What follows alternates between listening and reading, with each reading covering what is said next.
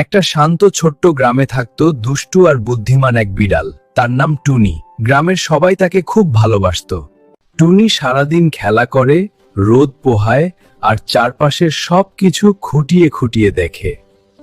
একদিন টুনি দেখল পাশের বাড়ির বাচ্চা রণ তার প্রিয় খেলনাকে খুঁজে পেতে গেছে।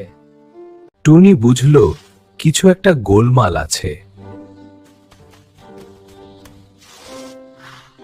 গাছের গোড়ায় গিয়ে বিড়াল টুনি দেখল দুষ্টু কাঠবিড়ালি মোটু খেলনা গাড়িটা লুকিয়ে রেখেছে।